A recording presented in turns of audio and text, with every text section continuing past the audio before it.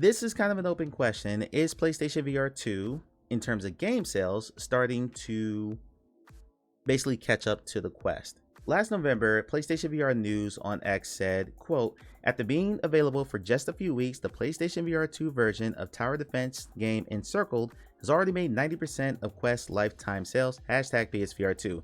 The game has 8 ratings on Quest, not 80, not 18, 8. 8 people took the time out to actually put a rating on this game. The general rule of thumb is for every rating you have, multiply that by roughly 30, and that's how many copies of your game you've actually sold. So if you just took the rule of threes, you're talking 250, 240-ish, something like that. 90% of Quest's lifetime game sales means that on PSVR2, they probably sold maybe a couple hundred copies, if that. So I dismissed this out of hand because I was like, it's a game that basically did not do well, period, on any platform. This is not some indicator that PSVR2 is where devs go to make money. You're talking about a game that probably sold less than 500 copies across all platforms. Unless that developer is watching this now and wants to tell me otherwise, no, not it.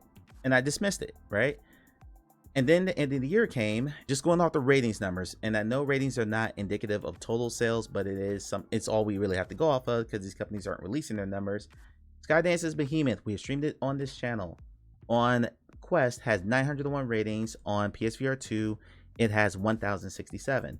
Metro Awakening on Quest has 1,003 ratings. On PSVR2, it has 1,578. Both of these games released on both platforms on the same day at the same time. So it wasn't like they were staggered releases. It wasn't like one got a head start. And usually if one gets a head start, it's usually Quest. There was this update from Toast Interactive, the makers of Max Mustard. Now we all know that the PSVR2 has not received the attention or hardware sales it truly deserves, with approximately 2 million units shipped, 10% of that of Quest. By the way, this came 3 months ago on Reddit. Despite being a fraction of the market, Max Mustard has sold better on PSVR2 than the first 2 weeks of launch than it did on MetaQuest, meaning that in the first 2 weeks that the game came out, PSVR2 versus MetaQuest, these were staggered releases, mind you, so most people already played this on Quest. It still sold better at PSVR2. We thought this was an interesting statistic that breaks the norm of what the industry is seeing. If you've been spreading the good love of Max Mustard on PSVR2 requests, we see you and thank you. This is Amir, I don't know how to say that last name either, Amir Rajak, CEO of Sin Studio and the co-founder of Sin Studio. They made a game called Swordsman VR and recently made a mixed reality game called Guardians of the Realm. The quote is simple: this will shock the XR space. Swordsman sold more copies on PlayStation VR than on the MetaQuest store in December. Swordsman has routinely been in the top 10 each month of downloads on PSVR2. There is a massive dearth of competition for melee combat on the PSVR2. Blade and Sorcery is not on PSVR2, just as an example. Propagation Paradise Hotel. This is a horror game from a couple of years ago. 1,089 ratings on Sony and 468 on Meta. Bulletstorm VR on Quest. 323 ratings on Quest and 359 ratings. So kind of even on PSVR2. But a year ago, this would not have been the case. Hellsweeper has 620 ratings on PSVR2 and 345 on Quest. That was staggering when I read that. I really think, says Onikaze, that the combo of Batman being the pack-in and 5 months of Quest Plus, it's actually 3 months, has suppressed the normal bump seen from a new hardware release, that and Gorilla Tag being a forever game. And you're kind of making my point for me. There has been a sea change and a shift in the market from what this was in the last like 2 or 3 years, like just even 2 or 3 years ago. One of them is Meta has spent the better part of 2024, pretty much the entire year, strongly making a shift, more social, more multiplayer, and more importantly, more free to play. They have been aggressively, like Onikaze just alluded to, bundling games, their top games. They were bundling Iron Man VR. Beat Saber was included with almost every Quest 2. Batman is now bundled with every Quest 3S and Quest 3. That has been the case since October. It will probably be the case through another couple of months. And then the second that bundle ends, I guarantee you Batman Arkham Shadow goes to Quest Plus, where Asgard's Wrath 2 currently resides.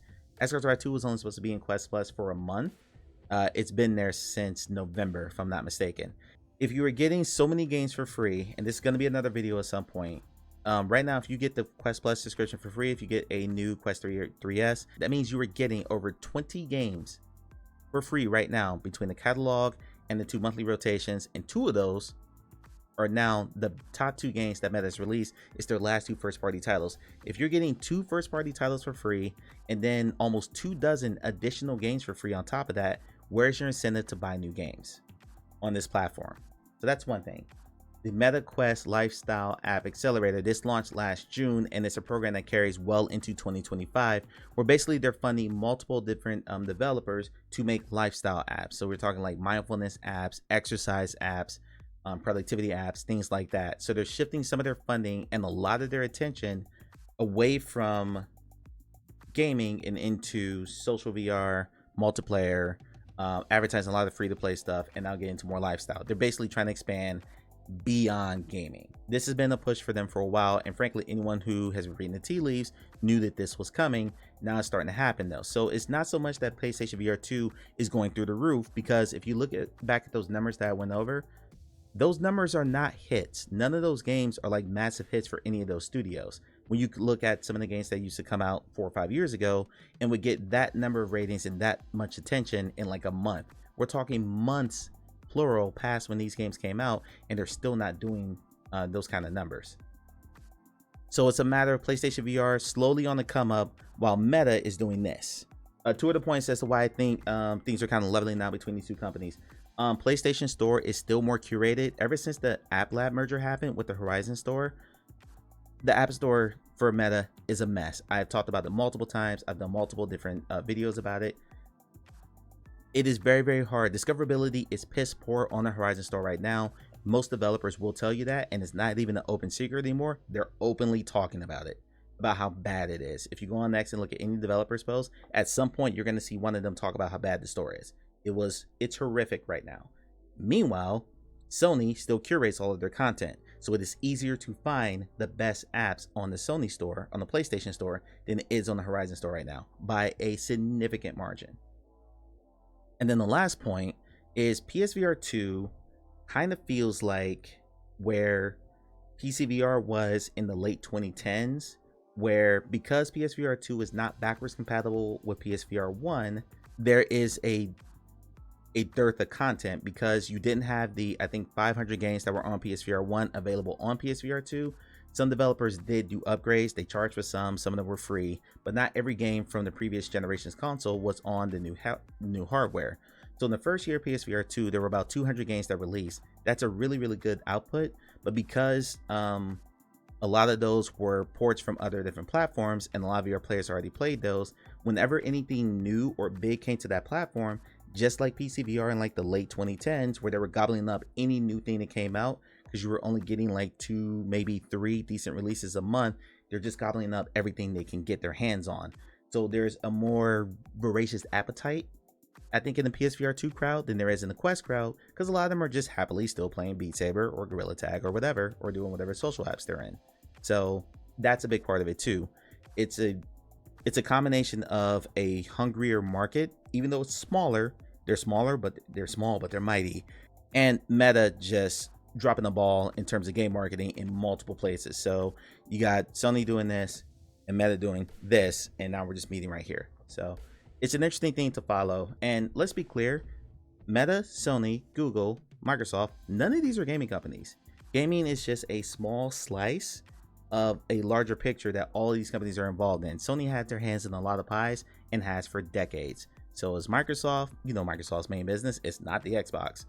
The only real pure gaming company that is still in hardware left, honestly, is Nintendo. And Nintendo is starting to branch off into other stuff, like their movies division. Like, a lot of these companies have ambitions beyond just gaming. So as much as we, the hardcore gamers and the hardcore audience, would love for them to spend all of their time and all of their energy on gaming, that's just not going to happen.